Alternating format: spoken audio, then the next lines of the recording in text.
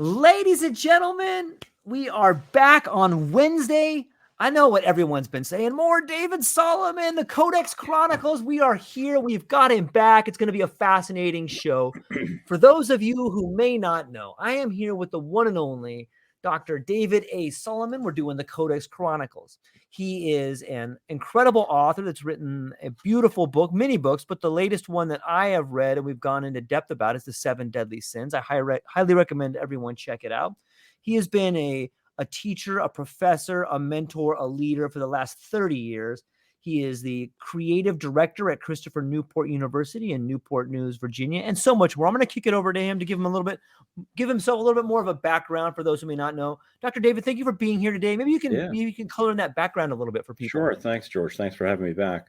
So I'm currently the director of research and creative activity at Christopher Newport University. We're near Virginia Beach, so on the coast here in swampy Virginia, and over 30 years as a professor of medieval literature, religion, and culture. As you say, I've written 4 books, which the recent one is on the 7 Deadly Sins, and I'm still teaching.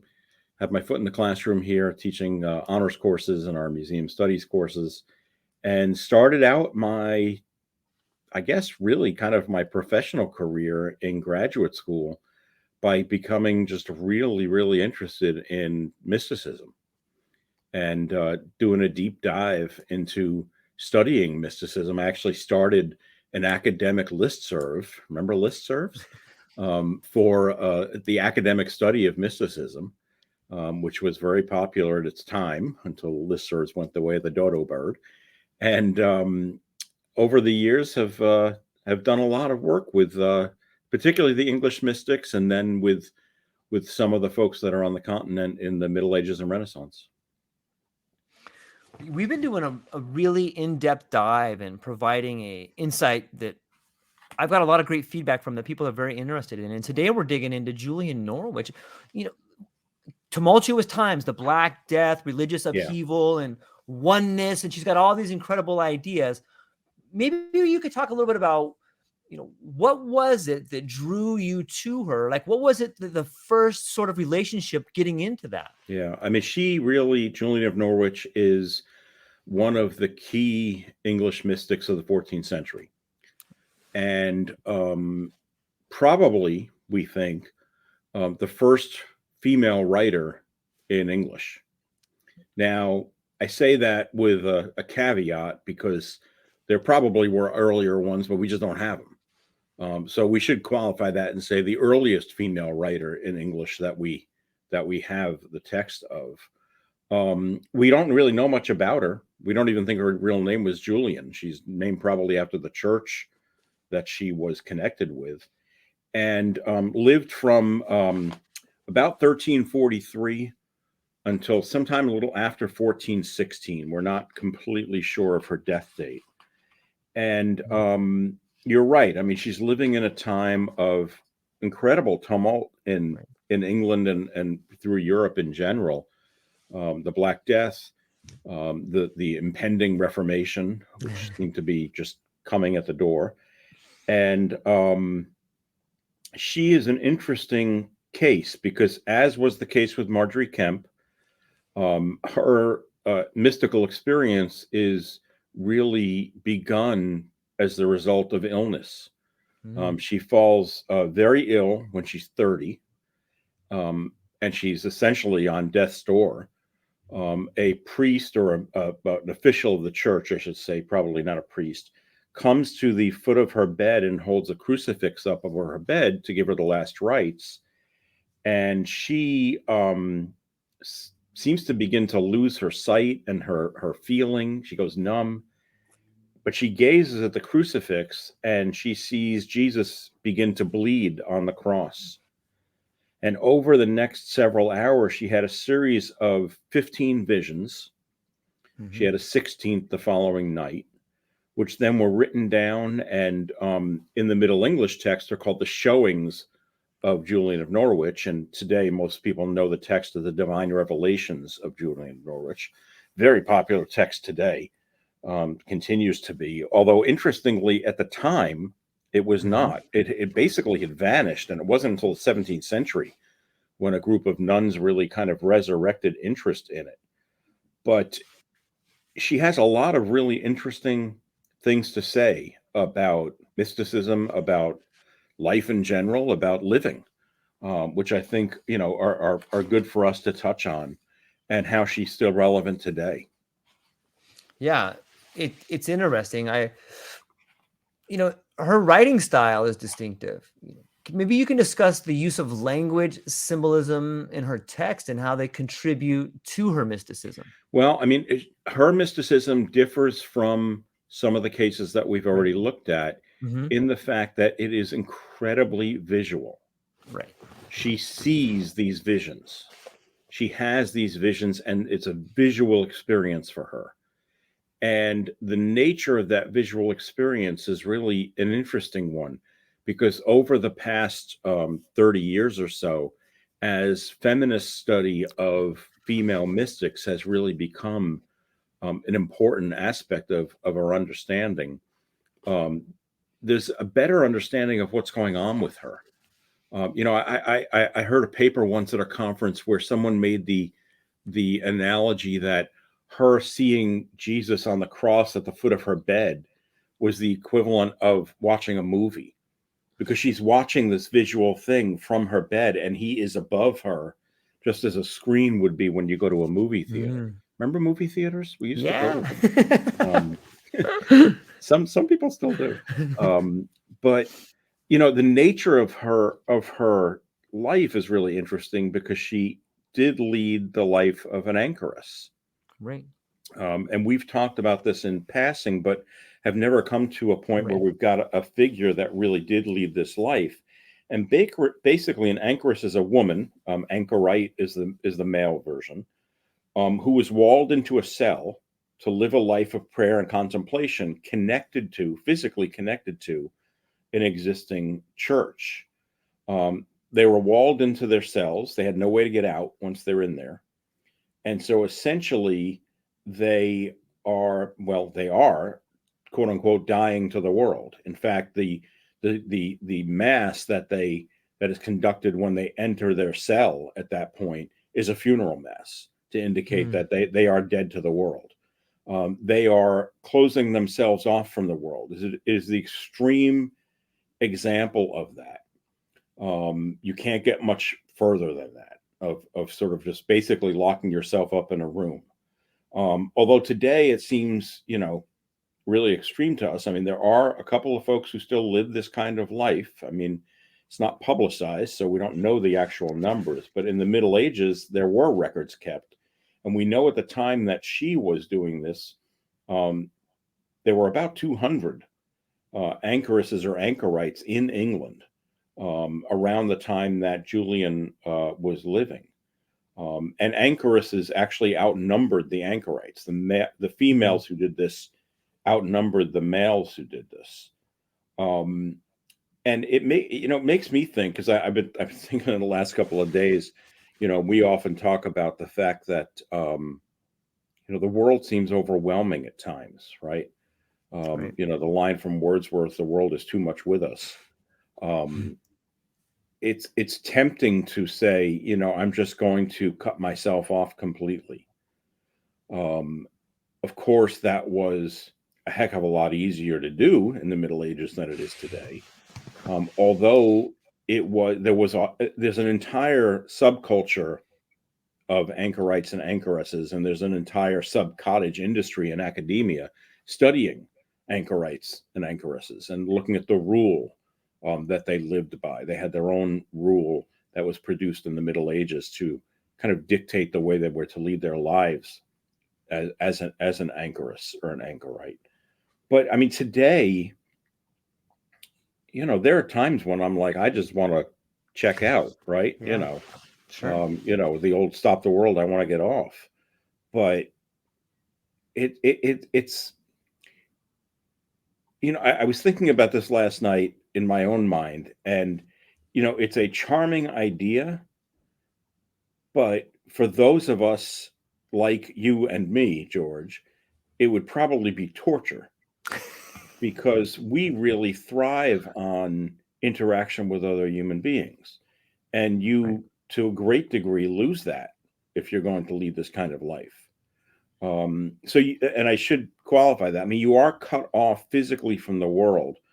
Usually the anchoress's cell would have had 3 windows, one to deal with mass and receive communion, one to receive food, and the other to either communicate with visitors or to give counsel to them. So we know, we've talked about Marjorie Kemp a couple of weeks ago. We know that Marjorie Kemp actually visited Julian on one of her trips. She mentions her to go and to receive some kind of counsel from her. We're not entirely sure what the encounter was all about, but she records it in her book. Julian doesn't say anything about it in her book, but that's neither here nor there.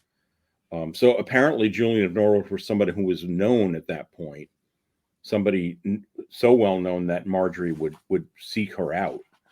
But well, I'll stop there for a moment. Yeah, it's interesting. Julian's, maybe we could talk about her revelations about divine love, and it's often seen as pioneering in the context of female mysticism. Definitely. I mean, she is one of the earliest mystics, and certainly one of the earliest English mystics, to look at God as female, to view God as the mother. Right. And Carolyn Bynum Walker, who's a fantastic scholar, she has written multiple books that all of them are just amazing. She has been on the staff at the Institute for Advanced Study in Princeton.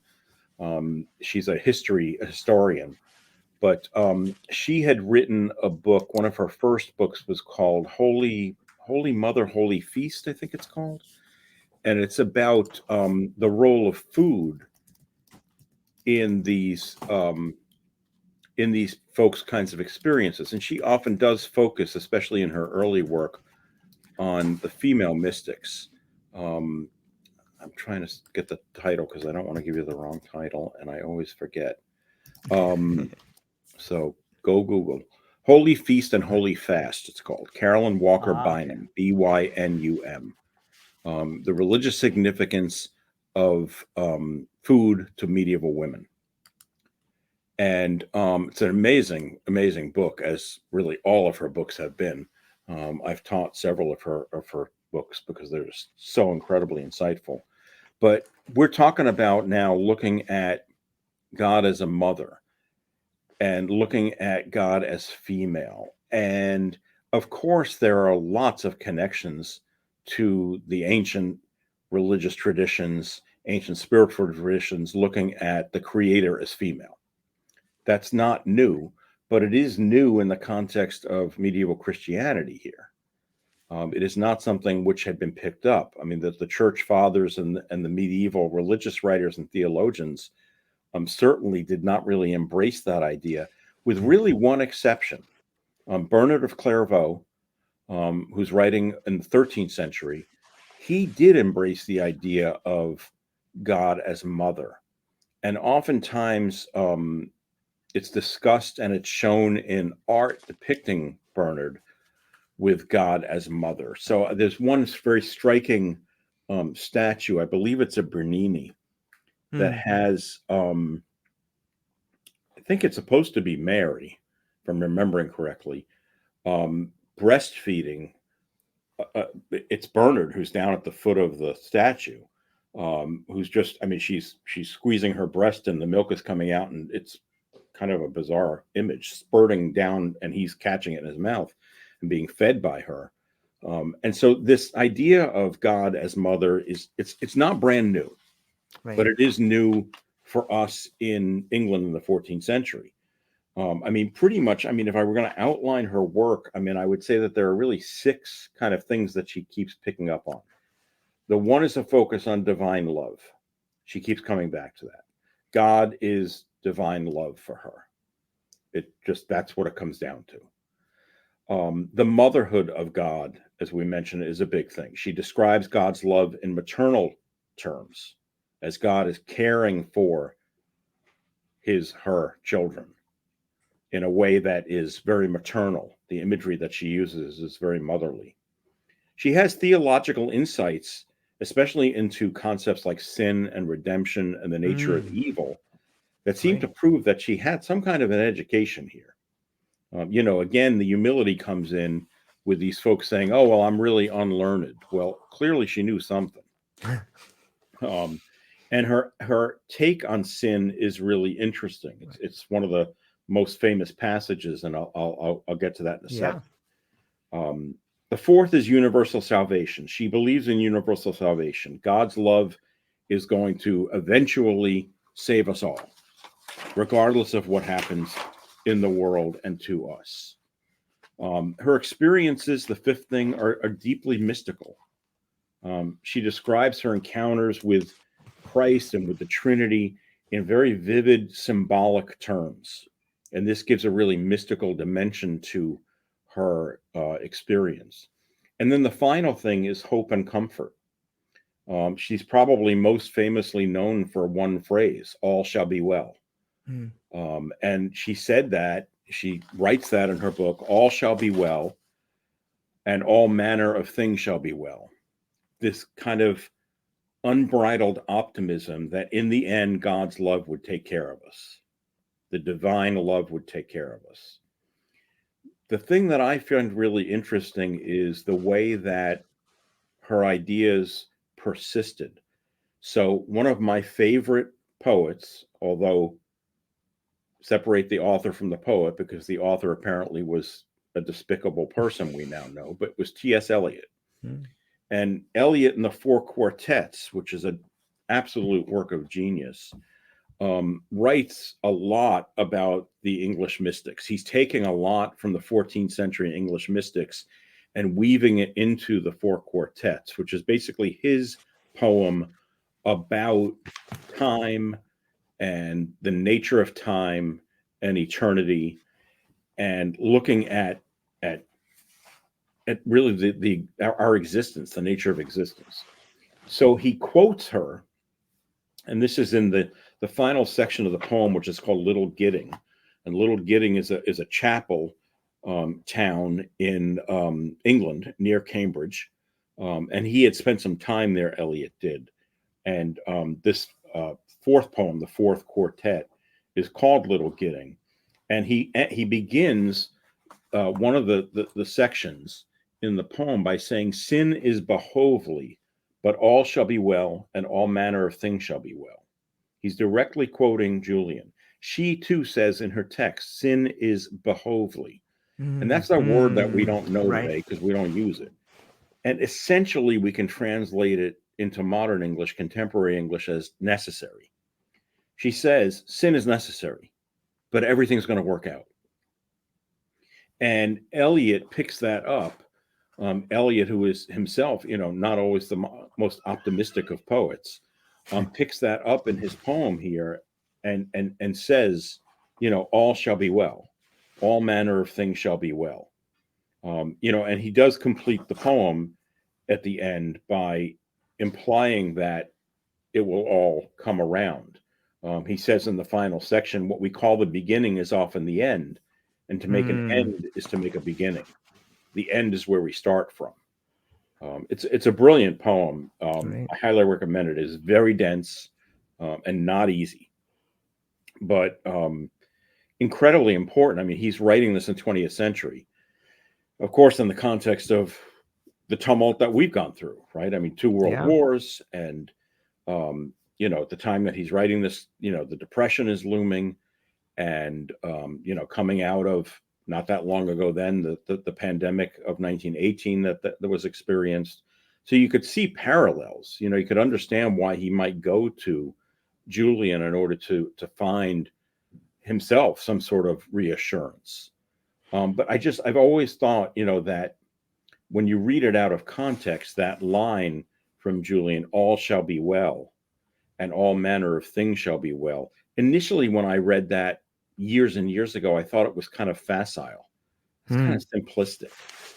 but it really kind of drives at the heart of what she's talking about, because it links directly to her concept that God is love. Divine love will take care of us.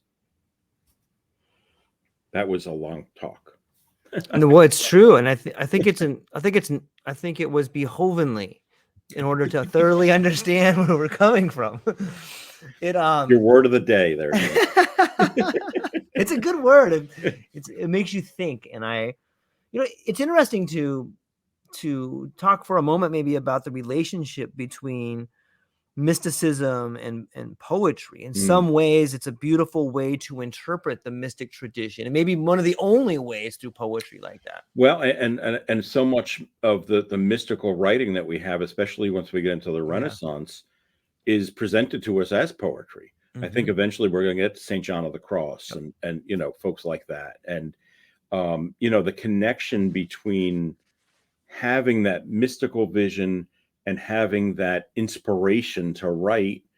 There's certainly some overlap there, I think. We often depict inspiration as, there's this bright ray of light that comes out of the sky and all of a sudden, you're inspired. But that's the same symbolism and the same kind of image that we have for the mystics receiving their visions. Whether it's Hildegard of Bingen or Julian of Norwich, they pretty much all look at it that way. And it's always looked at as being light, right? And again, that connection between the divine light and divine love as somehow being interwoven. Yeah, in some ways it harkens to the idea of the logos, like a light, language, vision. In some ways, maybe that's what Philo was talking about when he says that the next logos will be a language to be beheld. Yeah. Well, it is, and that's the interesting thing. When we looked at the cloud of unknowing, right, and even when we looked at Richard Rolle to some degree, the experiences there are internal. Right. Certainly Julian's is an external experience. This is coming from outside of her body and affecting her. And that's a little bit different. And it's an interesting kind of shift in how we understand mysticism, to realize that now that inspiration, if you will, that vision can come externally and not come from within. Right. Rolle talks about having the fire of love in his heart. It's internal. Right. Well, she's saying, I see Jesus standing at the foot of my bed. He's right there. I'm having these visions. And that's a striking kind of thing, because I think, maybe I'm wrong, but I think people are more likely to relate and appreciate what Julian's going through and saying, I'm having a vision, an external vision, than the bit where, Rolle hears music. Right. But it's inside his head because he asks somebody, do you hear it too? And they say no. Right. Now, Julian doesn't seem to have the sense of doubt that came with folks like Marjorie Kemp. When Marjorie had her experiences, her initial response was, oh, maybe it's the devil. I'm afraid. Julian doesn't seem to have that. And I think part of that is because her whole concept of God is tied up in this idea that God is love. And because her initial experience is to see the bleeding Christ on the cross at the foot of her bed, I don't think that she goes through that period where she doubts the veracity of her visions. A Julian expert might know better than I do. I'm certainly no Julian expert. Whether she had those doubts, I don't know. To my knowledge, this is the only text we have of hers. There's a short version and there's a long version of the text. So there are two different versions. There's a shorter version, and then she basically went back over and edited and expanded it. And there's a longer version. The longer version is something like 6 times the length of the short version. Most people are familiar with the shorter version. In some ways, it seems to me, when we look at these different mystics whom we've talked about, in some ways they're analogous to a stained glass window in a church, and we're getting to see the Spirit shine through them. And on some level, you could see how some may think it was the devil. If you see Jesus crying at the cross at your bedside, like that could be a frightening vision. And Sure. if you didn't have the concept of all is well, God is love, you would say, well, this is a Right. manifestation of a devil trying to Right. share And it with you. remember that people were taught, and Yeah. many are still taught today, that the devil can take any form. Right. And so the idea is, well, this is the devil trying to tempt me. And especially because at someone's deathbed, this was a common motif, right? Right. There's a woodcut from the Middle Ages that I show in my Heaven and Hell class of a guy at his deathbed. And the devil is sitting on the foot of his bed playing a violin, because the devil at his death is trying to grab his soul when he dies. And so there's, not an uncommon idea.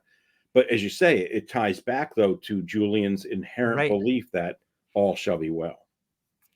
Right. She had an interesting idea about oneness too. Doesn't she write about that in some Yeah, some I mean, passages? there are certainly connections here to Plotinus and the earlier Greek writers. Um, she certainly understands and appreciates the Trinity, and there's certainly plenty of symbolism of the Trinity throughout her work. But I do also believe that her concept of the divine is as one. Right. And, that in some ways kind of takes her a little bit off course from the traditional kind of ideas that we see in Catholic mysticism, particularly of the time. She doesn't denounce or dismiss the Trinity. She believes it. She believes in it, but she ultimately believes that God is one. And that one, again, is love. It's fascinating to me to think about her gender and what it was like for her back in that time and the attitude towards the church and how that's kind of changed today. Maybe you could talk a little bit about what the relationship with the church might have been like and how it's evolved through today. At the time, I mean, women were second-class citizens, to Right. be sure. I mean, the fact that you had decided to become an anchoress and chosen that life, the fact that maybe you had decided to become a nun and chosen that life, certainly moved you up a little bit in society. It gave you, a little bit more respect than you would have had probably. But I mean, Marjorie Kemp goes from town to town, and the men say, "Get out of here. We don't want you here. You're going to influence our women, and we need to keep them under our control." Now, we don't know about the transmission of her text in the Middle Ages, but as I said, it was in the 17th century that a group of nuns picked up the work, and it was published in the middle of the 17th century for the first time, really. I think it was in the 1650s. And today, it is one of the most popular texts amongst women's spirituality groups. If you go into any convent, as we all do, and force of habit and the kind of work that I do frequent. Oftentimes, I'm in convents, and you go into their shops, they have got Julian Norwich's work there, and they're selling it. I mean, it is a very important text for women today. And we'd have to have somebody who's of a different persuasion than you or I to be able to speak to the importance of that. It would be interesting to hear someone's take on that, who is very enamored of reading Julian. And there are books where you can buy books where you read every day with Julian. It's like 365 days. They've divided up the work into chunks, and you would read something every day. I mean, there are people who use this text as a real devotional today. Yeah, it's really, it's beautiful and thought-provoking to think about the ways in which so many people that have come before us have so much wisdom that we have forgotten for so long. And it seems that the mystic tradition, at least for me, and definitely for someone who has been a scholar of it, has learned so much from it. It seems like such a rich education that on some level people aren't really getting today. I think you're right. I mean, we are living, of course, as we often talk about, in such a secularized world, Right. that we tend to look at these things as being I think some people dismiss them as being trite and silly. Right. Right. It's not rational. But, I mean, as I often go back to, that line from Jung who says, it's paraphrasing, it's kind of stupid just to think that the only existence is physical. It just doesn't make any sense, given our experiences in the world. And so, I think these texts are all important, whether they have, and I think they're important on two levels. I mean, whether they have personal application for an individual reading them as far as devotional practice, or whether they're looking at them as I do from an academic perspective Mm-hmm. in trying to understand the history of all of this. I'm teaching my Bible as literature course this semester, and we're in the third week now.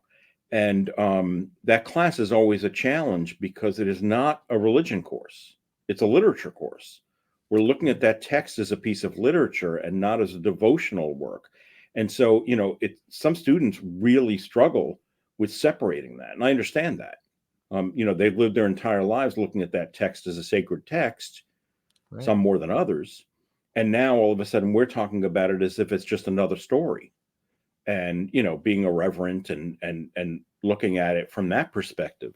So, I think that there's something to be said about being able to yourself kind of discern and separate your devotional self from your rational academic self, if you have one. Because, I think I've told you this story before. Years ago, I remember listening to an NPR interview with the foremost expert on Thomas Aquinas, and it was a great interview. And at the end of the interview, the interviewer said to the speaker, I have to ask you one last question. You're Jewish, and he said, yeah. And the interviewer said, why haven't you converted? And he said, well, this is my study. This isn't necessarily what I believe. They're two different things. Now, for a lot of people, those can overlap. Right. Right. It's the distinction between theology and religious studies. Those are two different fields. Right. Religious studies is the study of religion, the same way that, bacteriology is the study of bacteria. Theology, however, is the study of something, the existence of which you already accept.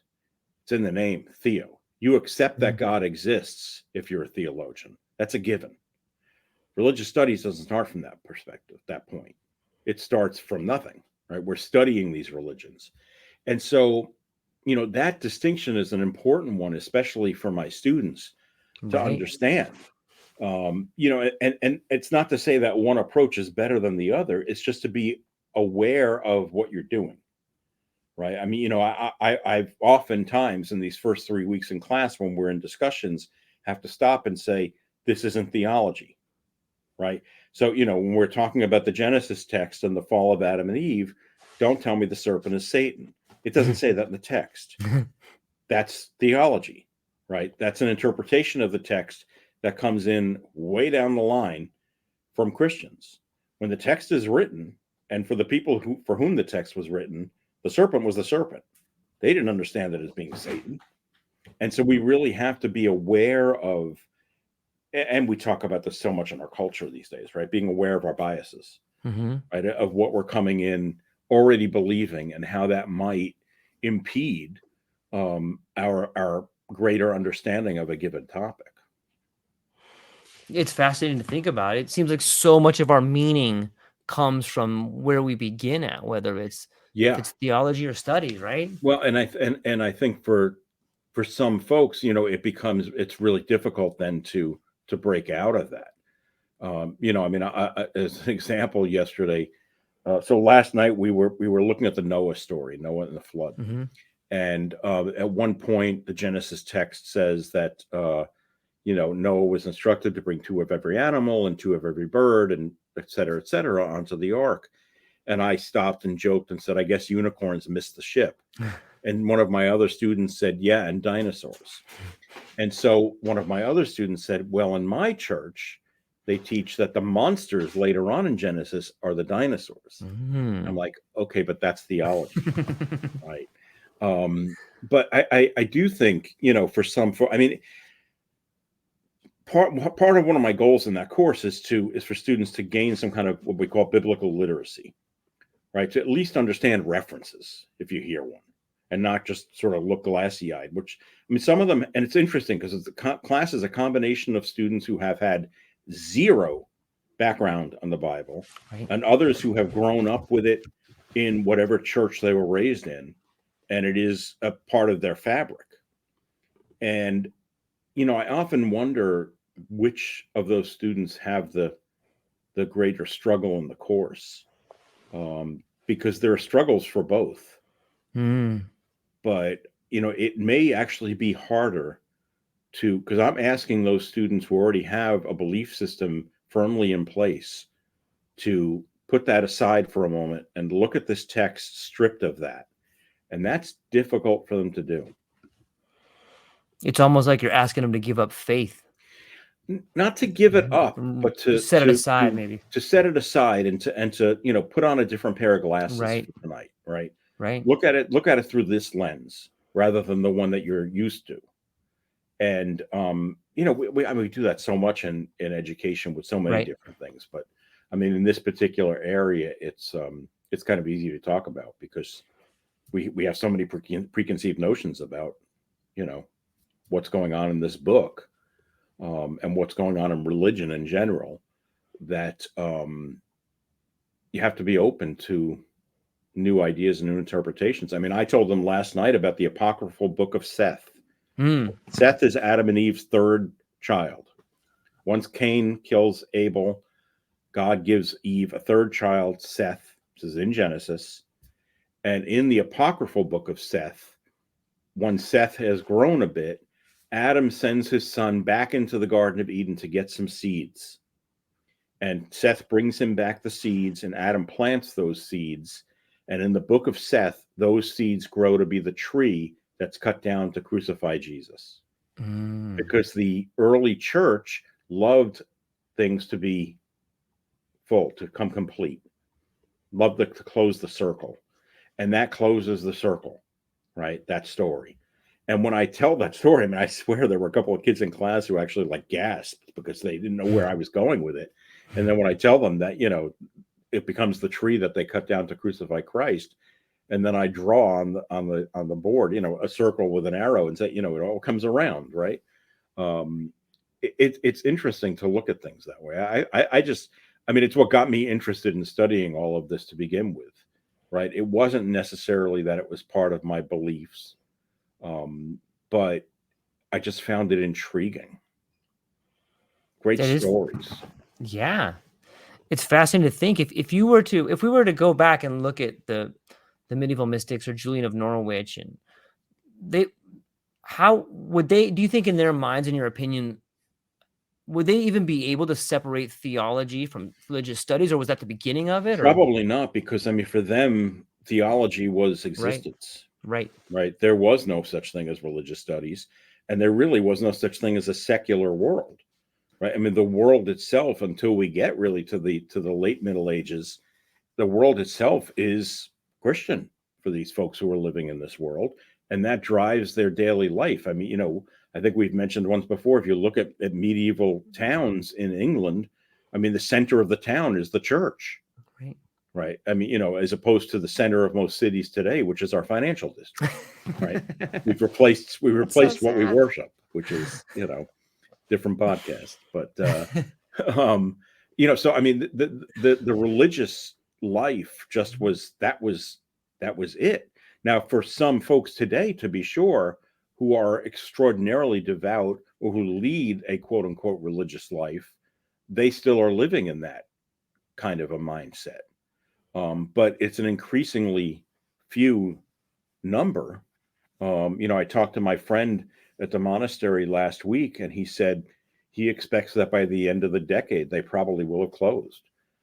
They're just not getting enough new members in the monastery to keep it sustained.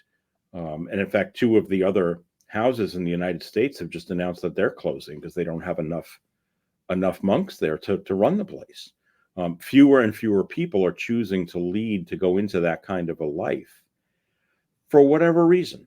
I mean, the Catholic Church has talked about this for decades, right? The declining number of people who want to go into the priesthood.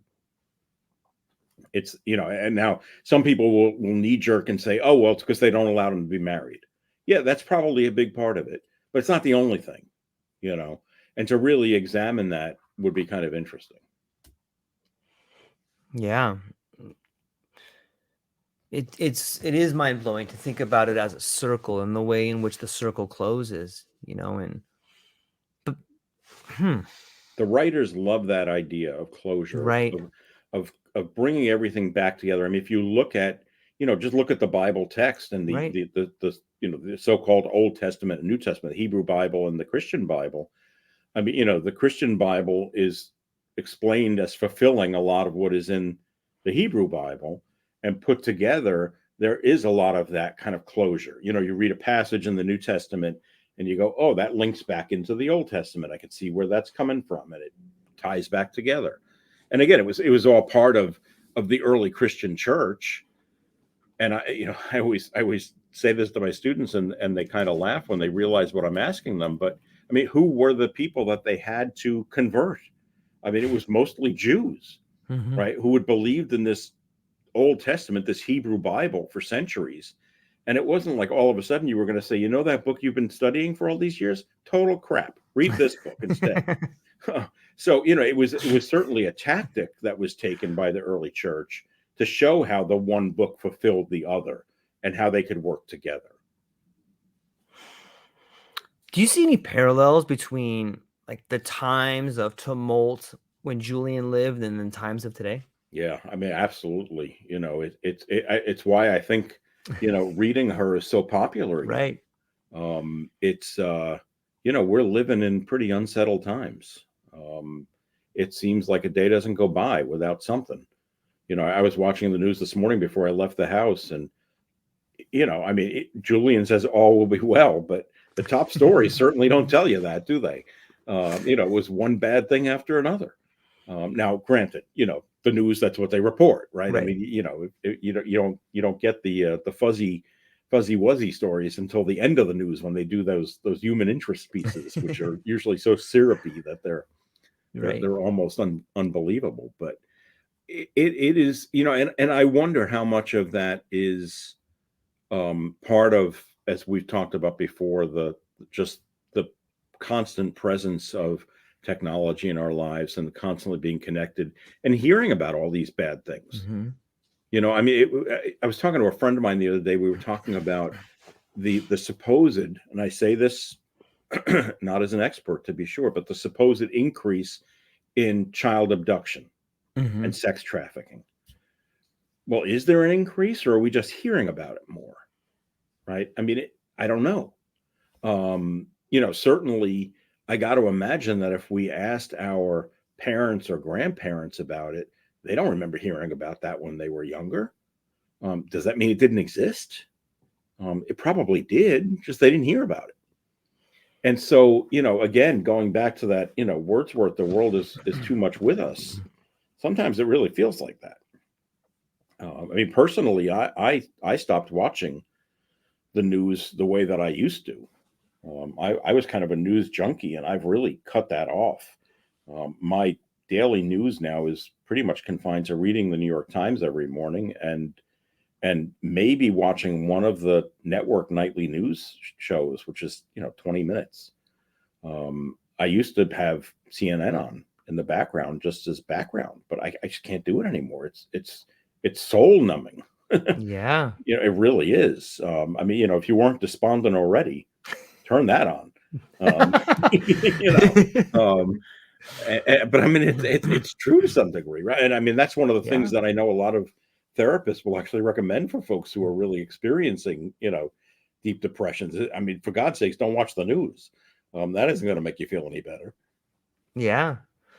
It's, and I echo the ideas of like, were these things happening? On some level, it's like once you become aware of something, you can no longer ignore it. And maybe for so long it was happening, and just got to a point where we can't ignore it anymore. Like, hey, this is a problem. What are we gonna do about it? I don't know. We got to figure something out. Well, I mean, it certainly does seem like we're coming to a point, right? Right. I mean, I talk about this a lot. I mean, you look at it as a grand new world that's about to open, and you're the optimistic Hawaiian, and I'm the pessimistic Jew from the Bronx. So, I'm not so sure I agree with Julian that all shall be well. I would like to believe that. I'm not sure that I do. I'm not sure that I can. And again, it's given what we are witnessing every day. How can I believe that? But on the other hand, I mean, there are certainly people who, as I say, devoutly believe and would prescribe to that and say, "Oh no, as even as bad as things are, all will be well." It's like, well, that's wonderful, and I have incredible respect for your belief in that. It baffles me. I don't understand it, but I certainly respect it. And I think that's one of the things that got me really interested in studying religion when I was so young, is meeting folks who had that kind of devotion. And it just baffled me. It was like, how could you believe so unwaveringly that was what it was? I just, with all of the bad things that happen in the world. And that's the interesting thing about Julian, is that she says sin happens. It's necessary. Right. I mean, God says this in Genesis. We were looking at it last night, right? I mean, after the flood, when he says to Noah, I'm not going to do that again, right? I'm not going to flood the world again and destroy the world. And that's when he promises the covenant, and he says, I'll give you the rainbow as a symbol. So when it rains and you see the rainbow, you'll know that, oh no, this isn't another flood. Here's my covenant. I made this covenant with you, this agreement. I'm not going to do it again. But one of the verses in that chapter, God also says, I realize that man is sinful from his youth. God says that. Yeah. Maybe Julian's message, and so much of the message of the mystic tradition, is what's needed today. And that's like why we're seeing the echoes. In some ways, it's the echoes of the Spirit coming to us when we need it the most, when things are bad. All of a sudden, here comes Julian's message of, look, and maybe it's trying to inspire new groups of people, because you need that light of like, look, it's going to be okay, but we're in a fight right now. It's a big fight. We need more people out here that are putting this message out. And some ways, I think that's what like your work does in so many ways. It's so inspiring. Yeah, no, certainly. That's certainly true. I mean, and I know that, and for many people, I know that there are certain texts that I go to when I'm really struggling for solace, for some kind of comfort. And Julian, certainly, I could see how she could be that for some folks, and operate in that way and be so useful today, especially. That's certainly not hard to believe. When I just say that, or when you began researching her, is there like a certain text or a certain part of her text or a certain part of her message that comes to you or speaks to you? I mean, it's so striking, that initial image that she has, that initial vision. She's sick. She's dying. A church official comes to give her last rites. I mean, she is literally on death's door. And when he holds the crucifix up in front of her at the foot of her bed, she sees Jesus on it bleeding. I mean, that just, to me, I mean, and that's why that conference paper that I heard, that I alluded to earlier, was so striking to me, because it is in many ways cinematic. Yeah. It's almost cinematic, right? I mean, think about the way we sit in a movie theater watching a movie. And I mean, that's the same way that she describes seeing Jesus up on the cross at the foot of her bed. That for me, which is the first vision, that kind of wrote me in, and I was like, all right, you got me. Where's this going? What's happening here? And she tells us that, I think it's within days, she seems to have recovered from whatever it is. I mean, we don't even know what she was ill with. Right. We don't know what it was. And, it's possible that when this occurs to her, because it occurs when she's 30, that she's not even leading a religious life yet. It's possible that she's still a layperson lying on her bed at home when this happens. In fact, I would argue it's more likely that that's the case, and that the visions are what lead her into the religious life.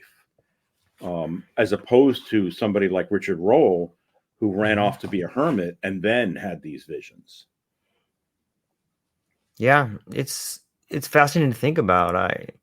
I'm excited to explore it, and I think the one thing that a lot of these talks do for me is they open up a deeper avenue and give me some more tools with which to look at the text and understand them and perspective. And the series has been really amazing so far. And as we're coming up on an hour here, maybe you can give some closing thoughts and talk about who we're moving on to maybe next week. So next week, we're going to look at probably one of my favorites, because I wrote my dissertation on Jesuits, Ignatius Loyola's spiritual exercises. So we're moving into the Renaissance now. Nice. Kind of going chronological, kind of, sort of. And we'll talk about what that text is all about. And again, why that text is equally as very popular today, probably as Julian. Very, very popular, actually. And we'll take a look at that text next week. Fantastic. And for those who may be tuning in and want to find out more about you, and we've spoken briefly about your book, The 7 Deadly Sins, but that's how you and I connected. It's a fantastic book. It's a great read. I know you have other ones coming out, but maybe you could tell people where they can find you, what you have, and what you got coming up. Yeah. So my website is David A. Salomon. It's SALOMON.com. And you can see the links to my books, to talks, to my consulting, all kinds of stuff up there.